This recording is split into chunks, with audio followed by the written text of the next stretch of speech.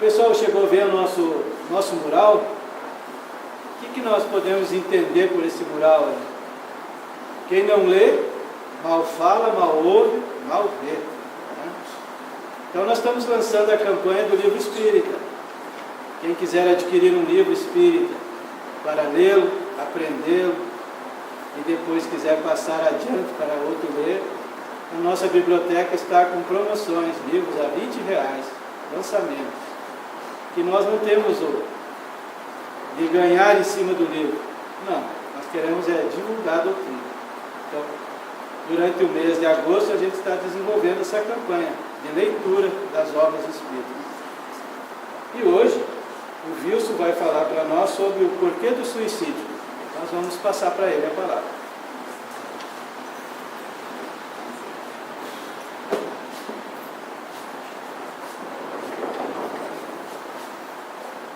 Uma ótima noite para todos nós. O tema parece contraditório ao desejar-se uma ótima noite para todos nós. No entanto, quando eu digo uma ótima noite, é porque eu estou desejando isso para todos nós. E nós aqui estamos para aprender alguma coisa, ou para trocar ideias.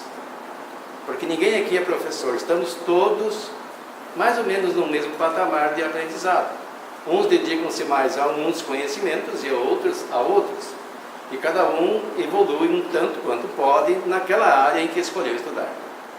E nós, como estudantes do Espiritismo, há algum tempo nos debruçamos nas questões que dizem respeito ao Espiritismo e, consequentemente, à vida. E quando nós fomos convidados a falar sobre esse tema, o porquê do suicídio, o que implica esta pergunta? O porquê não é a causa, o porquê é o motivo. Qual o motivo que me leva a fazer um ato? Por exemplo, o porquê de ser um homem honesto, ou o porquê de ser um homem desonesto. A pessoa faz alguma coisa buscando um objetivo. Então, o porquê é a pergunta: qual o objetivo que se tem? Ou quem talvez tenha feito a pergunta queria saber qual a causa. Mas o fato é o porquê. Mas nós não podemos chegar ao porquê sem estudarmos as causas. E aqui no Evangelho segundo o Espiritismo, nós temos ali o item 16, que fala sobre o suicídio e a loucura, que diz: a incredulidade, as simples dúvidas sobre o futuro, as ideias materialistas, numa palavra, são os maiores incitantes ao suicídio, ocasionam a covardia moral. A incredulidade. Incredulidade é aquele que não acredita em nada além das coisas que a matéria pode nos oferecer. Aquele que vive a vida material e acredita que a própria vida é uma consequência de uma organização física e que, cessando essa organização física, acaba-se a vida como um todo. Então é um materialista em essência. E a simples dúvida sobre o futuro.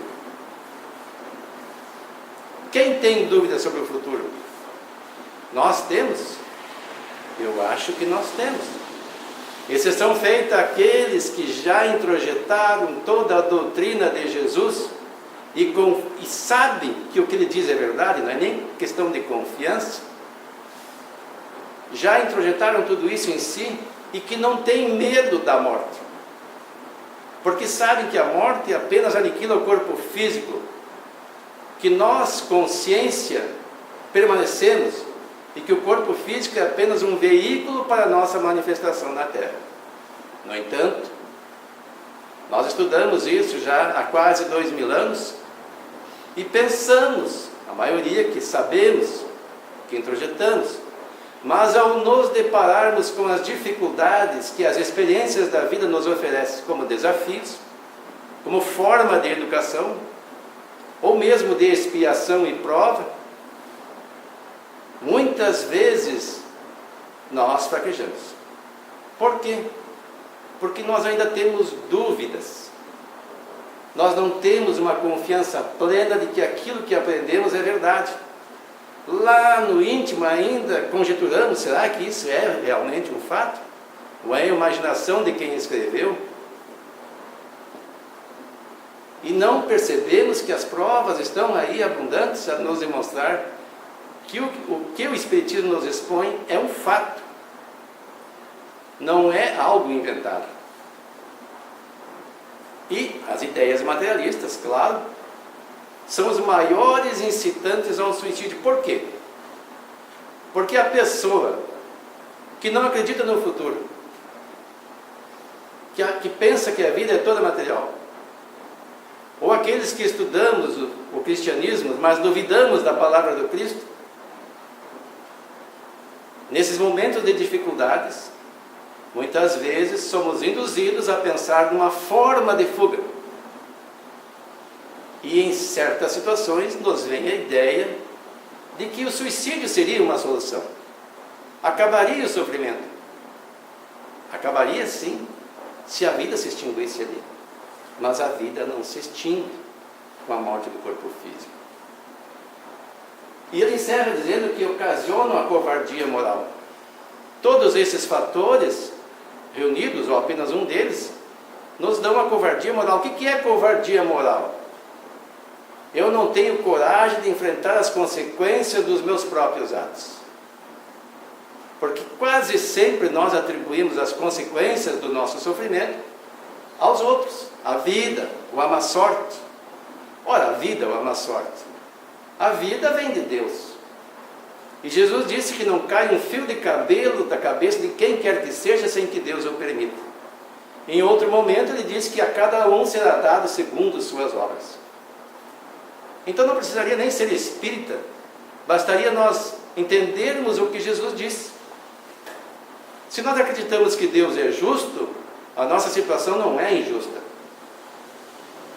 E se nós acreditamos que Jesus disse a verdade, que a nós será dado segundo nossas obras, então aquilo que experimentamos é decorrente das nossas decisões, das nossas ações. Com quem convivemos, o que fizemos, que caminho tomamos, o que escolhemos, enfim. Tem gente que vai dizer assim, mas eu sempre fiz as coisas certas, desde quando nasci, e só da vida recebo pedradas. Aí já começa um outro campo de conjecturas que as doutrinas tradicionais não esclarecem, porque não entenderam a palavra de Jesus. E ele disse, quase ao fim da sua jornada encarnada na terra, antes da crucificação, que mandaria um consolador, que reviveria aquilo que ele ensinou, e ensinando coisas novas, que ainda não podiam ser aprendidas. E aí adentramos na questão da reencarnação. Porque se ele disse a cada um segundo suas obras, e algumas pessoas alegam que nunca fizeram nada errado e sofrem, é porque em algum momento erraram. Ou então Jesus não disse uma verdade. Se ele disse uma verdade e eu não fiz nada de errado nessa encarnação, então onde está a lógica? É porque eu fiz numa outra encarnação, num outro momento que eu experimentei a vida na carne e me equivoquei. E agora estou colhendo os frutos das minhas ações equivocadas. Por que eu não me lembro? Ainda bem que não me lembro. Porque se eu me lembrasse, eu teria noção de toda a carga de erros que cometi, e a minha consciência ia pesar de uma forma tal que eu me envergonharia de estar diante de vocês, e vocês diante de mim. Eu saberia o que vocês fizeram e vocês saberiam o que eu fiz na outra encarnação. Isso dificultaria as nossas decisões. Mas por que também as pessoas cometem suicídio? Será que só os homens, o ser humano só comete suicídio? Os animais cometem suicídio? Alguém já viu uma vaca se matando, um cachorro se enforcando? A não ser quando os donos colocam uma corda e ele acaba querendo fugir e se enforcando. Mas voluntariamente eles não se matam.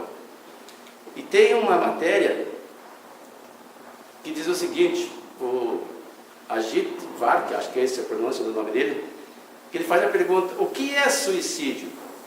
Questiona o pesquisador, a matéria diz, né? é induzir a própria mortalidade. Mas como você pode induzi-la se não sabe que é mortal? Segundo essa matéria, os animais são mortais e nós também. É, portanto, bem lógico que o suicídio seja algo unicamente humano. O que ele quis dizer? Que as pessoas se acreditam mortais. É a visão materialista.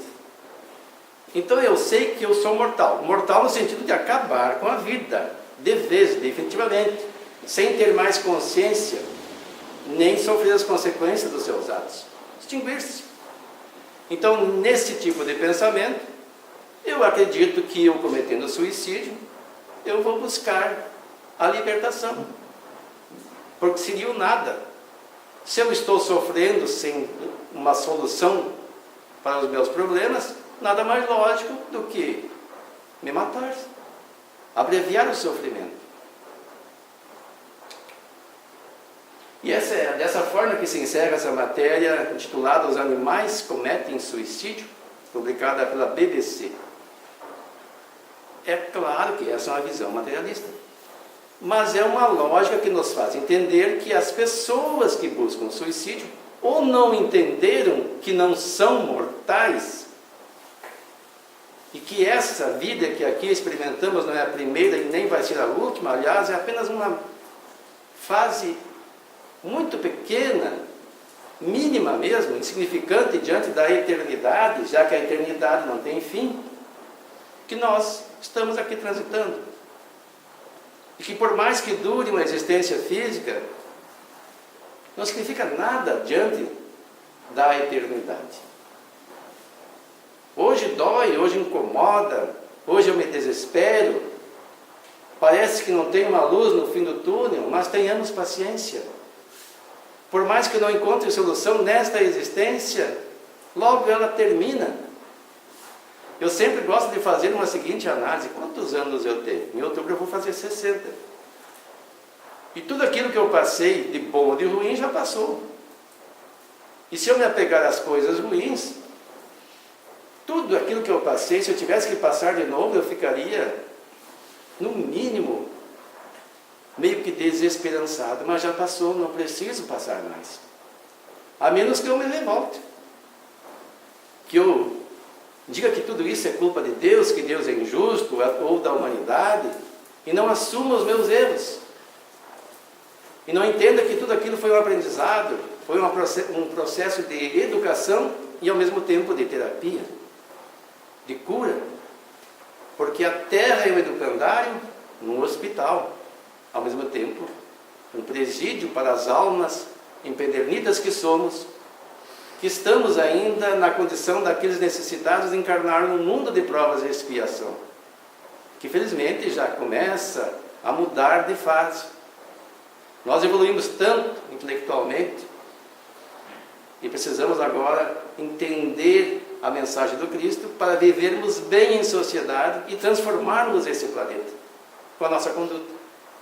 E não é fugindo das responsabilidades que nós vamos conseguir isso. Não vai ser por um milagre que o mundo vai ser transformado. Ele se transforma pela transformação nossa que aqui habitamos. Na questão 944 do Livro dos Espíritos, Kardec pergunta: tem o homem o direito de dispor da sua vida? Ora, quando eu busco um porquê do suicídio, é porque eu acredito que eu possa dispor de minha vida. Eu acredito que, se tudo está ruim, como eu disponho do direito, alguns dizem de viver ou de morrer, eu opto por não mais viver, já que viver é sofrer, segundo essas pessoas, nessas situações. Não respondem os Espíritos. Só a Deus assiste esse direito. O suicídio voluntário importa numa transgressão desta lei. E aí começamos a questionar. Ele fala que só a Deus assiste esse direito. Então, aqueles que acreditamos que existe um Deus, a causa primária e suprema de tudo o que existe, o nosso Criador, então nós começamos a entender que a Ele assiste o direito de determinar quando nós devemos deixar de viver num corpo físico nesta encarnação, para voltarmos ao mundo espiritual. Mas se eu não acredito em Deus, não acredito em nada além da matéria, para mim isso não vai ser suficiente. Mas isso não muda os fatos. A minha ignorância ou a minha teimosia em não querer entender não muda a realidade. Não adianta eu dizer que focinho de porco é tomado, se eu enfiar uma flecha ali, uma extensão de energia, não vai gerar energia. Então não adianta eu ser teimoso. O teimoso sofre as consequências da sua teimosia. Mas Kardec fica intrigado. Porque o que a gente pensa quando alguém comete suicídio? Que ele fez porque quis, que é voluntário. E o Espírito diz assim, o suicídio é voluntário. E ele pergunta, não é sempre voluntário o suicídio? E a resposta, o louco que se mata não sabe o que faz. Mas o louco aqui nós precisamos entender, não é aquele obsedado. Embora obsedado também, geralmente não sabe o que faz. É o louco, que não é uma expressão que se usa mais. Hoje se usa doente mental, ou alguém com distúrbios mentais. É uma pessoa que teve os arranjos neuronais, as sinapses que ligam os neurônios, e que permite com que nós tenhamos um raciocínio lógico, harmônico até, e que mantenhamos o equilíbrio, funciona. Então esse desarranjo faz com que a pessoa, em algumas situações, cometa o suicídio. E nesse caso não é voluntário. Ainda a respeito da loucura, na questão 376, Kardec pergunta, por que razão a loucura leva o homem algumas vezes ao suicídio? Novamente ele retorna à questão. Olha o que eles respondem.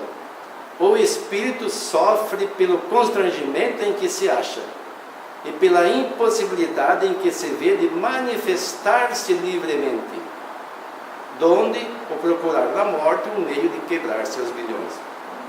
Entenderam?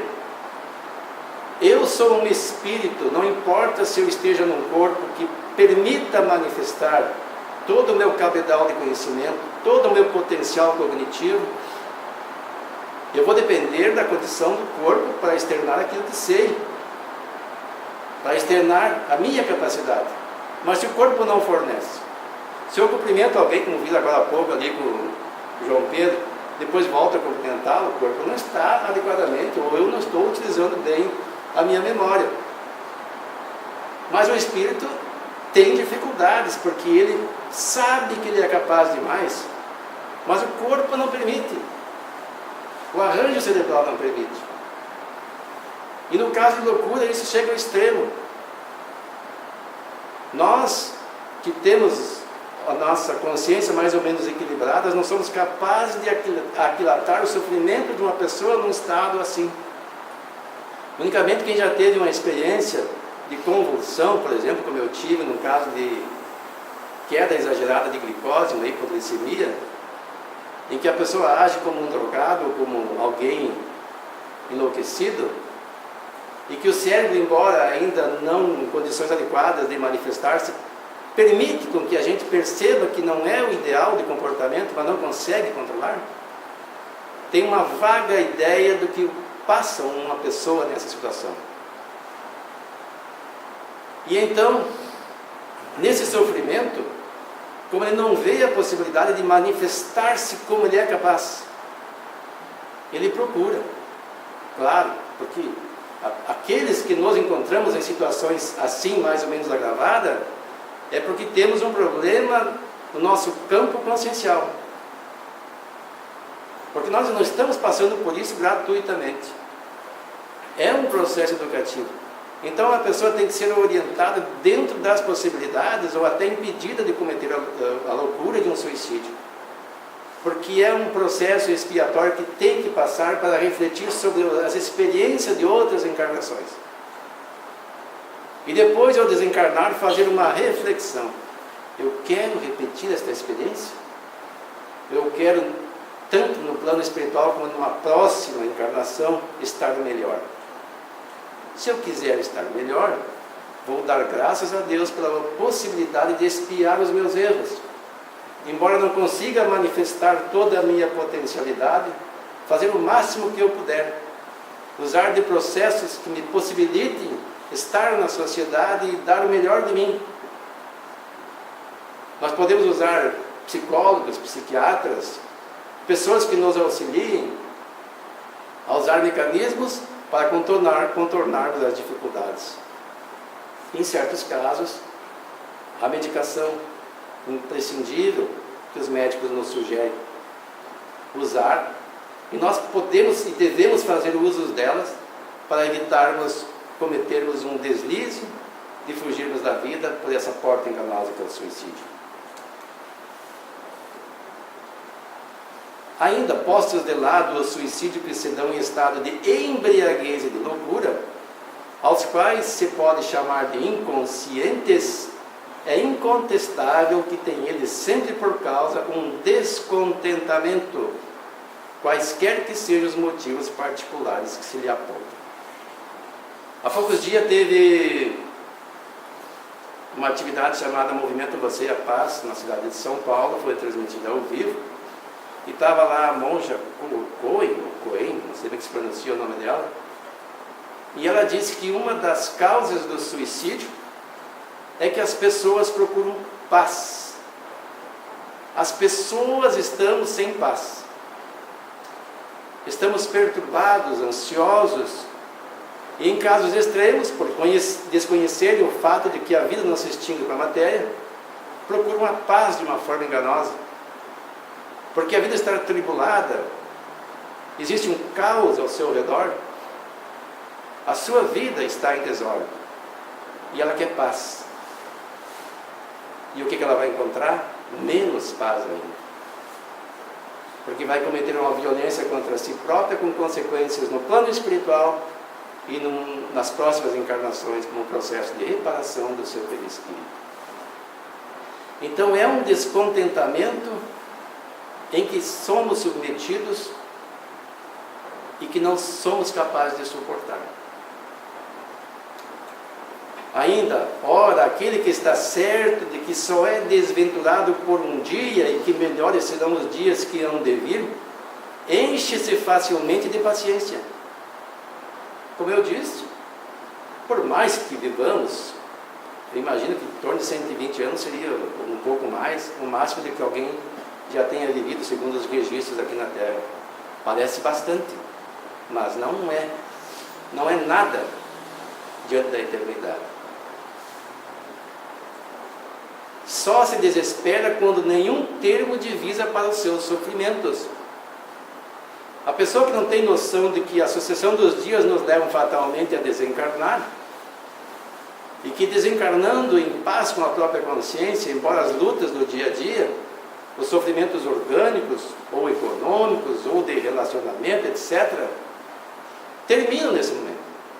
A menos que eu os mantenha sempre alimentados pelo meu comportamento. Então eles não cessarão.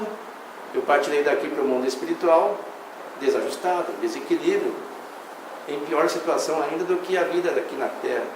Então não é por essa porta que nós vamos nos libertar. É que a vida humana com relação à eternidade, e que é a vida humana com relação à eternidade, senão bem menos que um dia.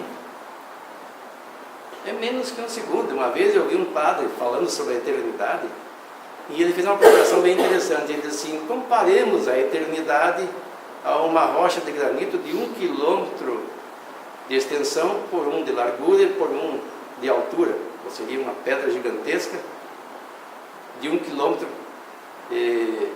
cúbico. Agora imaginemos um pássaro que cada ano ele passa nas correntes nos voos, nas viagens migratórias dele, e pouse sobre essa pedra para limpar o bico. Quando esse pássaro, pelo atrito do seu bico na pedra, consumir toda a pedra, não terá passado 1 segundo da eternidade. Porque a eternidade não tem fim. Digo, olha, esse padre é interessante, a lógica que ele nos trouxe, porque nós não somos capazes de medir a eternidade. Então o que é uma vida? Mas, para o que não crê na eternidade e julga que com a vida tudo se acaba, se os infortúnios, as aflições o acabrunham, unicamente na morte vê uma solução para as suas amarguras.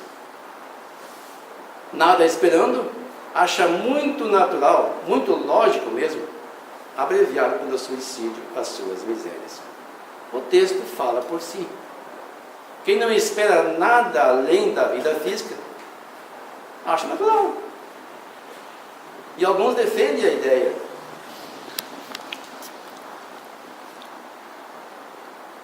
Livro dos Espíritos, 945. O que se deve pensar do suicídio que tem como causa o desgosto da vida?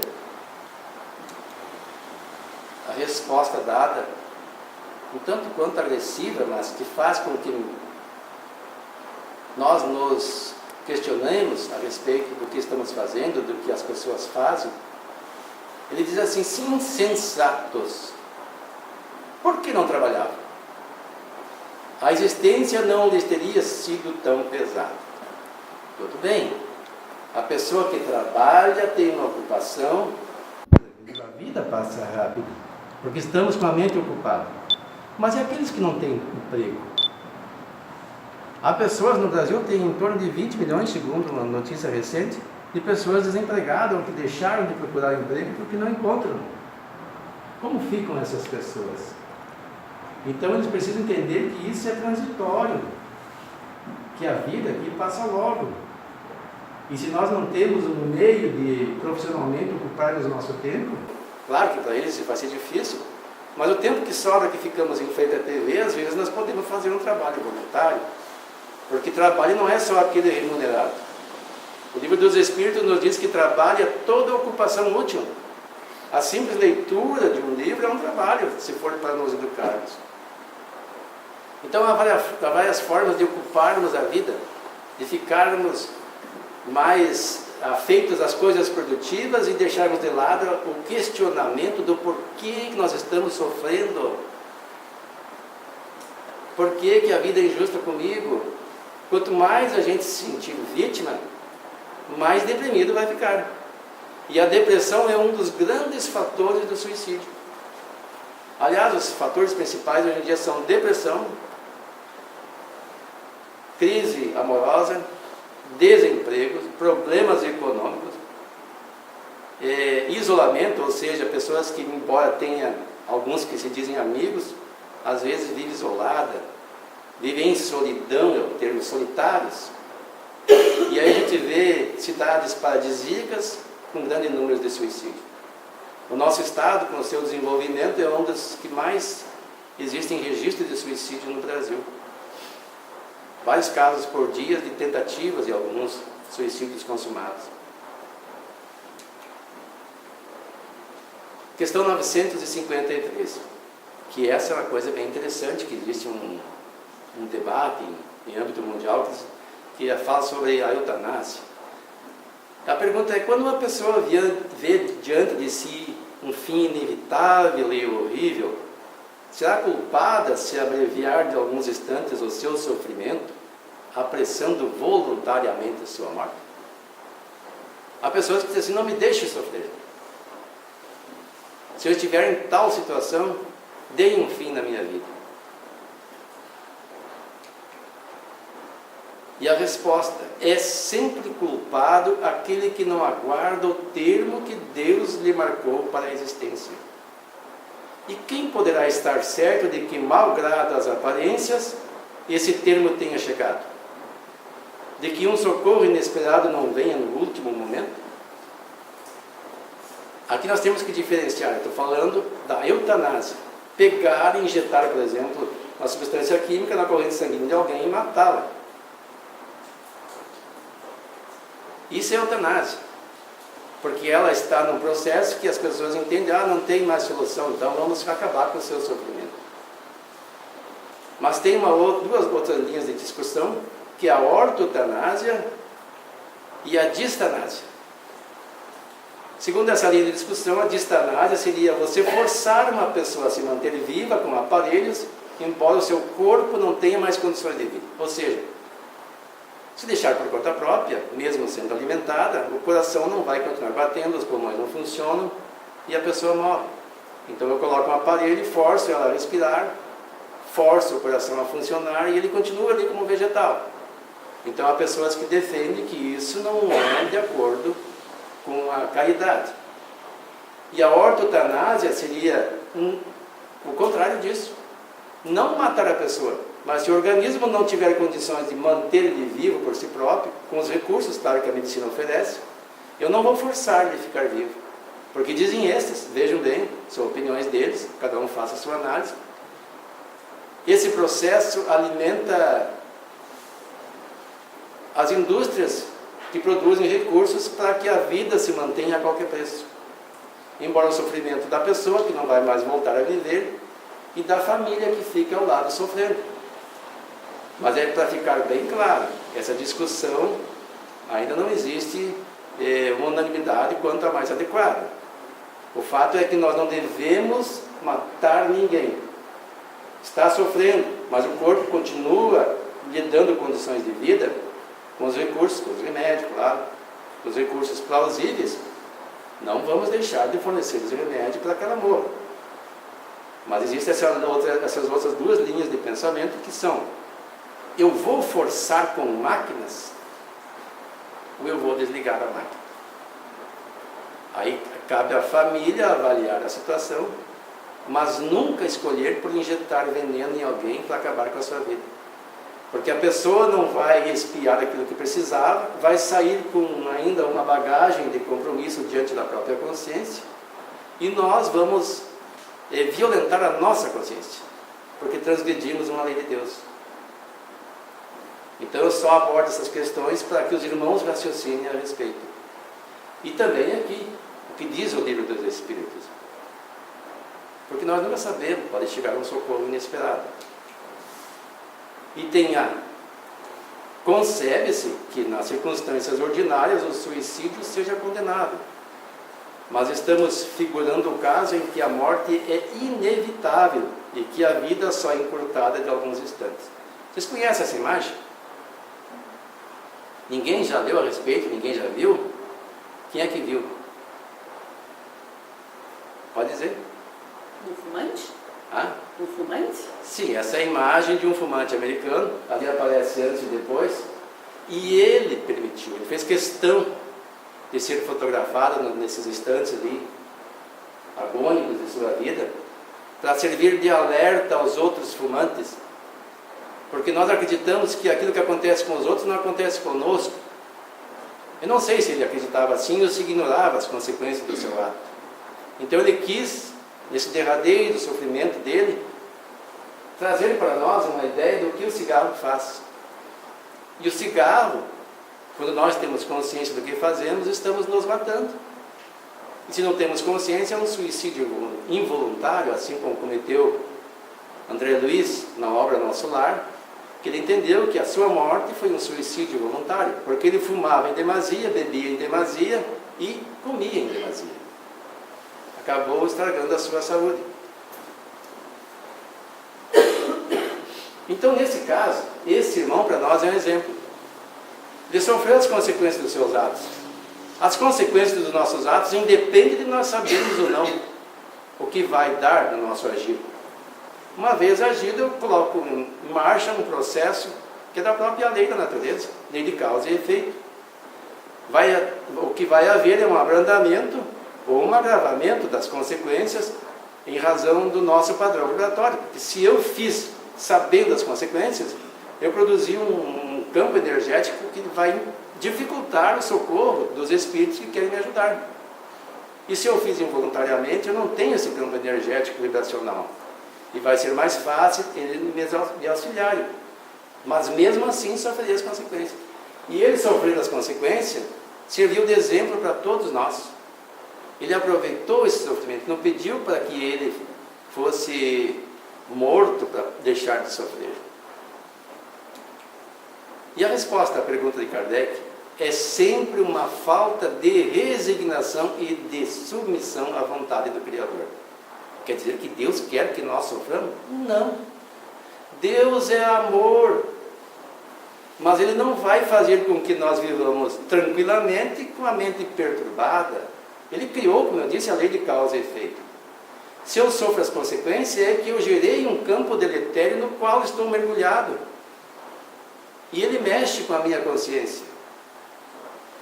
Gera problemas no meu campo orgânico, redundando em doenças. Mas sou eu que gero as doenças. Não é Deus. Ele não quer que eu sofra. Pelo contrário, Ele sempre nos disponibiliza recursos, pessoas que vêm nos ajudar, que vêm nos orientar, tanto no plano físico quanto no plano espiritual. Mas a vontade do Criador é que nós estejamos bem por conta própria. Ele nos enviou todos os recursos. Nós somos instruídos desde quando aqui estamos na Terra, nas primeiras encarnações, mesmo antes da chegada de Jesus encarnado. Nós já éramos instruídos pelos sábios da antiguidade. E no mundo judeu, através de Moisés, que depois foi adotado pelo cristianismo. Então, há muito tempo, somos instruídos de como bem viver. Deus quer que vivamos bem.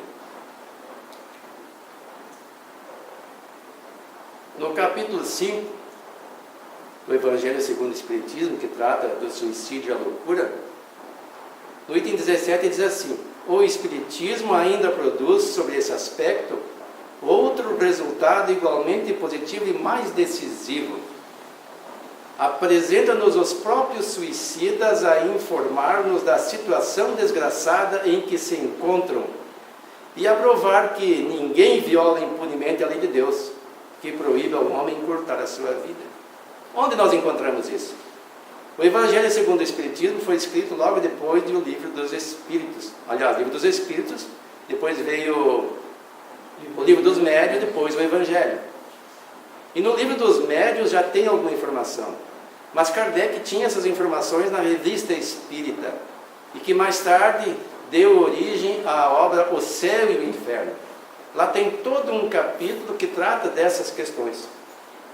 E se nós lermos esse capítulo, vamos perceber que a maioria daquelas pessoas não tinham consciência do que faziam. Então eles vêm dizer para nós o estado em que se encontram. Ao mesmo tempo em que tem informações dos bons espíritos e dos espíritos medianos. Então, analisando as consequências dos atos desses irmãos nossos que vieram naquela época nos trazer informações de como se encontravam, nós podemos deduzir como nos encontraremos depois do nosso passamento ou do nosso desencarne, fazendo uma análise de como estamos agindo. Se eu fizer uma análise e perceber que o meu agir não está de acordo com a minha consciência, que é onde está gravada a lei de Deus, ainda há tempo de modificar o rumo da minha vida. Fazer um esforço para de agora em diante agir melhor. E se eu em algum momento alimentei as ideias de suicídio, vamos ler as obras básicas. Vamos ler os depoimentos desses irmãos.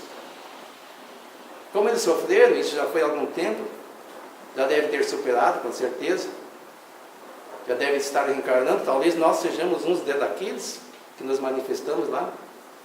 Porque aqueles que alimentamos ideia suicida, nos dizem as obras mediúnicas, são aqueles que em algum momento já praticamos este ato. E temos a tendência a repeti-lo. E somos colocados diante de situações semelhantes àquelas que nos levaram a praticar o ato. Para superarmos, não para cairmos novamente. E somos auxiliados desde o berço por orientações que nos fortalecem a fim de que possamos superar. Entre os suicidas, alguns há cujos sofrimentos, nem por serem temporais, porque há pessoas que pensam, mas as consequências não são definitivas, não estou muito preocupado porque eu posso passar pelo umbral, lá uns tempos, lá uns 8 anos que nem passou o André Luiz, depois eu saio. É uma prisão temporária. Mas nós queremos isto. Veja bem o que ele diz. Entre os suicidas, alguns há cujos sofrimentos, nem por serem temporários e não eternos, são menos terríveis e de natureza a fazer refletir os que porventura pensam em daqui sair, antes que Deus o haja ordenado.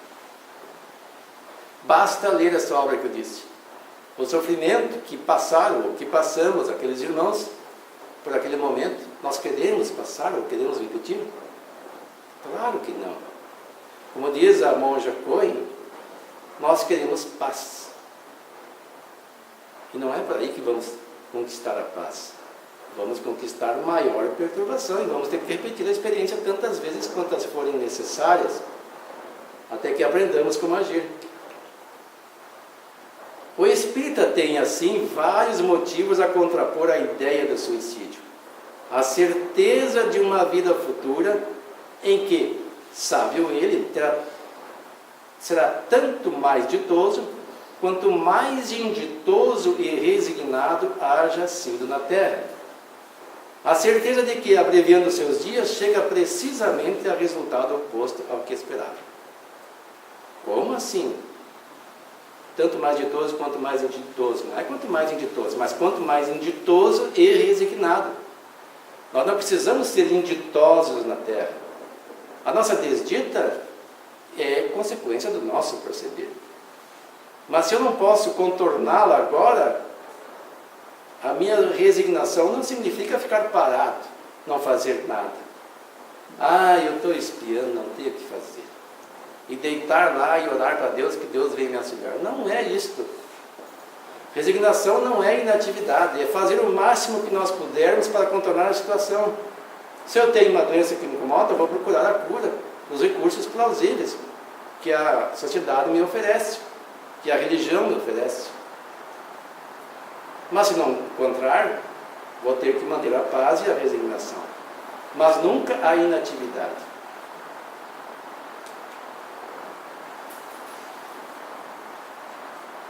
Nós temos que ter a ideia que, quando nos libertamos de um mal, para incorrer nós nesse proceder, nos libertamos do mal para incorrer no mal pior, mais longo e mais terrível. Porque eu tinha as causas das quais não me libertei e gerei outras maiores ainda.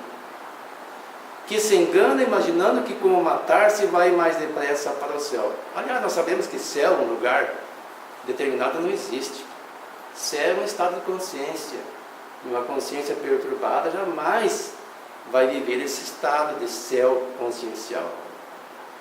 Mesmo que houvesse um lugar reservado lá para as pessoas equilibradas, eu seria causa de perturbação. Que o suicídio é um obstáculo a que no outro mundo ele se reúne aos que foram objeto de suas afeições e aos quais esperava encontrar. Nessa obra que eu falo, Céu e Inferno, há o relato de uma mãe que o filho morre e ela assiste à morte do filho, se retira da sala e comete suicídio no outro quarto, pensando que ia encontrar o filho. Aí, numa sessão mediúnica, por evocação de Kardec, manifestam-se mãe e filho. Um não vê o outro, e o filho relata que poderia estar já bem, não fosse o sofrimento da mãe, que sofria naquele momento em decorrência do seu ato. Porque ela achava que, tirando a própria vida, ia seguir o filho e encontrá-lo de novo, tanto que o amava. Na verdade, não era um amor verdadeiro, era um amor possessivo. Então, o ato dela só fez maior sofrer para ela. Se ela suportasse a vida que ainda tinha no corpo físico, em razão do seu fluido vital, ela já estaria com o seu filho logo em seguida. Mas não. Fez a tolice, por ignorância, gritamos nós, e tirar a própria vida. Então engana-se aquele que tira a vida pensando que vai reunir-se com as pessoas que ama. Donde a consequência de que o suicídio, só lhe trazendo decepções, é contrário aos seus próprios interesses. Por isso mesmo, considerável já é o número dos que têm sido, pelo Espiritismo, obstados de suicidar-se, podendo daí concluir-se que quando todos os homens forem espíritas, deixará de haver suicídios conscientes. Ou seja, eu sou espírita, eu estudo o Espiritismo, eu conheço as consequências, jamais eu cometerei esse ato de forma consciente. Não quer dizer que eu não venha cometê-lo jamais, que de forma inconsciente eu poderia cometê-lo. No estado de embriaguez, as pessoas que não cuidam, no beber e exageram, podem, uma embriaguez exagerada, já que tem a ideia, e aí abre porta para a obsessão associada à embriaguez, cometer um suicídio. Mas conscientemente não. Porque nós já vimos relatos ouvimos relatos e vamos ouvir relatos ainda de outros espíritas que não introjetaram a doutrina profundamente, que vão cometer esse ato nessas situações. Eu morava em Novo Hamburgo, lá o filho de um presidente de uma casa enforcou-se dentro do centro espírita. Isso é um ato de obsessão. Não sabemos as causas que deu a abertura, mas com certeza o plano astral inferior queria jogar uma ideia para a sociedade: olha, o filho do presidente, se para ele não serviu, vai servir para vocês. É essa a ideia que querem jogar. Ora, dentro do cristianismo já fizemos barbaridades. Então, o cristianismo não nos serviu, nós não introjetamos o cristianismo. A filosofia cristã, o evangelho de Jesus ainda não é vivenciado. Mas ele nos disse que não passará o céu e a terra sem que essas coisas aconteçam. Ou seja, as coisas que estão no evangelho, até o último centímetro, até o último jota, vai acontecer. A promessa de Jesus é que o reino de Deus vai ser implantado na terra. Quando? Depende de nós. Enquanto alimentarmos as ideias de fuga das responsabilidades, pelo menos nós não participaremos desse reino. Poderíamos até ser alijados para mundos inferiores, se a Terra continuar evoluindo, e vai continuar evoluindo moralmente.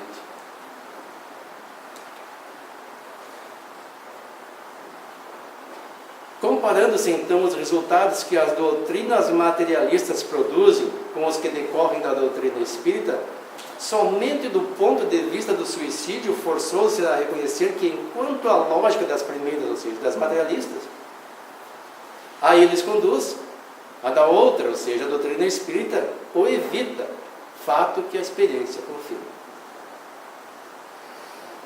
Várias pessoas dentro do movimento espírita já pensamos no suicídio. Eu digo pensamos porque eu já pensei. E deduzo que em outras encarnações eu tenho praticado o suicídio. Momentos de extremas dificuldades, eu pensava, mas é tão fácil. Até falava ontem com o meu filho, acho que não foi com o meu irmão, o Nelson, foi o ontem, né? Eu viajava uma época lá entre uma cidade, um caminho de estrada de chão, para lá de Passo Fundo, para Pijara, para aquele lado. De noite, às vezes eu sozinho na estrada, olhava para o barranco, se seria tão fácil, dar uma guinada no volante. Mas eu já era espírita. Sabia das consequências. E em razão disso, voluntariamente, acredito que jamais vai fazer uma coisa dessa. Nós não podemos nos achar invulneráveis à obsessão.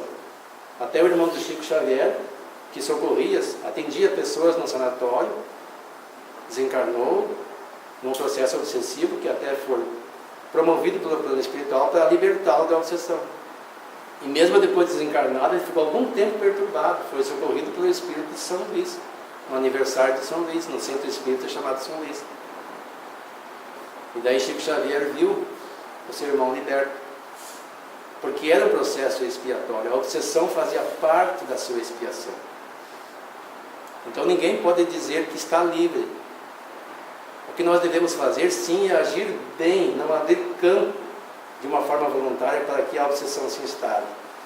Não alimentar sentimentos deprimentes, não nos julgarmos injustiçados, achar que o mundo está contra nós, que a vida não tem jeito, que eu sou infeliz, que eu não tenho o que eu acredito que mereço. Eu tenho exatamente aquilo que mereço, aquilo que fiz por conquistar. E vamos dar graças a Deus porque estamos tendo a oportunidade de reparar os erros de uma forma perseverante, mantendo a paz, buscando a paz, se ainda não a temos, e acreditando que tudo passa. Mas mesmo assim, muitas pessoas, como eu disse, deparam-se nessas situações. Tem esse telefone, que é o novo telefone do CDD, gratuito, 24 horas por dia. Qualquer pessoa pode ligar para lá, o atendimento é sigiloso, ninguém vai ficar sabendo. São pessoas voluntárias, não cobram nada para fazer esse papel. São pessoas de bom coração que querem ajudar o seu irmão, preparadas para fazer esse atendimento. E prestam um grande serviço para a sociedade brasileira. E aqui no Rio Grande do Sul nós temos o SAMU, que é constantemente chamado para socorrer pessoas que tentam suicídio. Nós temos uma filha que trabalha lá, E eu pedi para ela fazer um videozinho para eu colocar aqui, orientando de como proceder se nos depararmos com uma situação dessa, em que tenhamos que chamar socorro para os outros, ou mesmo para nós mesmos, no caso de arrependimento, numa situação dessa. Porque muitas vezes o processo obsessivo é tão vingativo que ele induz a pessoa a fazer alguma coisa, e quando os espíritos percebem que levaram a efeito à sua vontade, eles se afastam, para que a pessoa tenha consciência do seu equívoco e sofra todo o impacto daquele momento. E nesse momento ela pode até, num esforço, pedir socorro. E ela diz o seguinte: me chamo Karina, faço parte como técnica da triagem do SAMU Estadual 192. E o tema é sobre suicídio ou tentativas de suicídio. E nós recebemos muitos chamados por hora de pessoas em todo o estado, na maior parte dele, com essas ideias suicidas ou já consumados. Então, para as pessoas que estão com sensações de pânico, ansiedade, que levam a aparecer um infarto ou alguma outra coisa que cause o medo extremo, por favor ligar 192 e com rapidez nós vamos fazer perguntas para preencher um formulário, que é onde se encontra, cidade, rua, número, bairro e um ponto de referência, o nome e a idade da pessoa e sua queixa. Passamos esse atendimento via sistema para o médico regulador, que vai puxar a ligação e vai fazer o atendimento pelo telefone, avaliando a necessidade de ambulância ir até o local. Caso encontre uma pessoa já em uma situação trágica, seja por enforcamento ou outros métodos de suicídio, ligar urgentemente o 192, com calma e rapidez passar os dados, mesmo diante de uma situação de sufoco. Nós da triagem vamos fazer as perguntas, que é novamente cidade onde se encontra, nome da rua, número da casa, bairro e um ponto de referência, e o que está acontecendo naquele momento. Em alguns casos nós não perguntamos o nome, mas a idade é importante porque tudo isso influencia no atendimento muito rápido. E quando o atendente faz as perguntas, por favor, não se irritem, porque é justamente para que a ambulância da cidade de onde a pessoa está possa atendê-los com urgência, né? Nesses casos tão complicados e muito lastimáveis. Então, eu passo esse recado a vocês, que possam auxiliar as pessoas, os vizinhos, os familiares, que nunca deixem de acionar o 192. Há problemas técnicos ocorrendo hoje na nossa regulação, que fica em Porto Alegre e atende Santo Ângelo e toda a Missioneira. E nós sabemos que é um problema de governo, mas será solucionado em breve, se Deus quiser. Então fica aqui a minha contribuição para esta palestra tão nobre do nosso querido Wilson, e que vocês possam, então, estar sempre alertas aos sintomas das pessoas, né? Qualquer que seja. Ansiedade, depressão são coisas muito graves e podem levar a pessoa a cometer erros, equívocos que às vezes não têm retorno. Nós estamos aqui para servir. Muito obrigada. O número é 192. É bom ter sempre esse número no celular, para o caso de emergência. Há pessoas que encontram alguém numa situação difícil e preocupam-se em ir lá fotografar, filmar, para botar no Facebook, no YouTube, para ter acesso, joinha. O que é isso, minha gente? Vamos ser práticos, vamos ter empatia e socorrer os necessitados. Buscar auxílio, sim. E pensar que poderíamos ser nós naquele lugar. E como a Karina disse, jamais se irritar com os atendentes. É o sistema que funciona assim. Nós queríamos que fosse um em cada cidade, mas não é. É centralizado em Porto Alegre. Então a chamada é dirigida para lá. Então eles fazem essas perguntas que é preciso responder com calma para que a ambulância venha até o local. Infelizmente existem muitas pessoas que fazem trote. Fazem com que a ambulância se desloque para um lugar à toa. E riem-se disso. Então eles têm que tomar cuidado na hora de atender para ver se de fato a chamada é verdadeira e o atendimento seja necessário. E como eu disse, o porquê do suicídio, então nós podemos deduzir que é, como disse essa monja que eu mencionei, a busca da paz. Porque ninguém faz nada para si mesmo buscando o sofrimento. Ninguém busca a perturbação. Ninguém busca as trevas. Ninguém busca a dor. Mas, eventualmente, ela pode nos visitar. E nesses momentos, nós temos que lembrar de Jesus. Lembrar que nós somos pessoas filhas de Deus. Que somos herdeiros do universo, como diz no nosso irmão Divaldo Franco. Que Deus nos ama indistintamente e que só quer o melhor para nós todos. Se hoje sofremos, estamos colhendo as consequências de equívocos. Não é um processo educativo, é depurativo, é educativo. Então vamos lembrar de Jesus. Vamos, na medida do possível, reservar alguns momentos para orarmos, pedirmos forças. Não um milagre, porque milagre não existe. E se a nossa mente estiver muito perturbada, peçamos socorro ao parente mais próximo, que ele interceda por nós. Busquemos o telefone da CVV. E se formos nós a presenciar um ato, busquemos socorro a este alguém. Como essa música diz, pensemos em Jesus, que é a luz.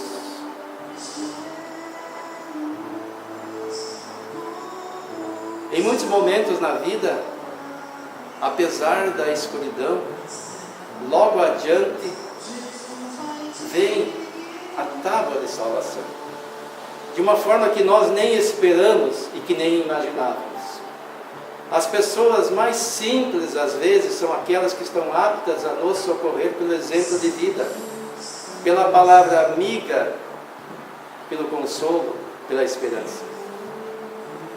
Pela confiança que nos dão pelo seu proceder, pelo olhar, com o modo que se dirigem a nós, que nos ouvem, que nos inspiram. E são os bons espíritos que nos auxiliam, notadamente o nosso anjo da guarda ou guia protetor, que encontrando o canal adequado nos conduzem a conversar com esta pessoa. Mesmo nos momentos de dores, de desespero, não estamos abandonados. Estamos sim sendo experimentados, espiando, eu volto a dizer, os equívocos. Porque não existe pecado, aquele fatal, como se nós fizéssemos alguma coisa que desagradasse a Deus ou que ofendesse. Deus não se ofende. Ele simplesmente nos ama. A todos, indistintamente. E por mais grave que seja o erro que cometemos, a vida nos concede meios de o reparar, se não agora, numa próxima encarnação. E se está difícil, isso passa. Como tudo passa na vida. E quando nós menos esperarmos, a luz se fará no nosso existir. As trevas vão se dissipar. E nesse momento, devemos erguer os braços a Deus e agradecer por ter nos experimentado, por ter nos dado a oportunidade de nos redimirmos diante da própria consciência, porque muitas vezes o sofrimento foi escolhido por nós. Porque no plano espiritual percebemos a nossa pequenez, as nossas dívidas, e pedimos uma oportunidade de retornar à Terra para repararmos e expiarmos. E naquele momento acreditávamos capazes de muito mais, mas nos foi dado o mínimo que podemos fazer. E como diz o ditado popular, a ninguém é dado um cobertor, um frio maior que o cobertor. Se enfrentamos as dificuldades é porque somos capazes de vencermos. Basta querermos, não nos acomodarmos. Jesus nos disse: vim para que tenham vida e a tenham em abundância. Ora, Jesus é vida, e Ele nos disse que ninguém vai ao Pai senão por Ele. E se Ele veio para nos dar vida em abundância, de que forma? Vivenciando o seu Evangelho, criando coragem, enfrentando as dificuldades da vida, porque é na refrega da vida que nos forjamos, não é na comodidade. Precisamos ter consciência que ainda estamos no mundo de provas e expiações, e que as lutas não cessarão mesmo no mundo de regeneração. Ainda haverá provas a vencer. Vamos vencer uma de cada vez e confiar que, sendo perseverantes, confiando na pré-existência e sobrevivência do Espírito, confiando no amor de Deus, na providência divina, todas as dificuldades serão superadas. Basta ter fé em Deus e fé em nós mesmos. Tudo vai ser superado. Muito obrigado pela atenção.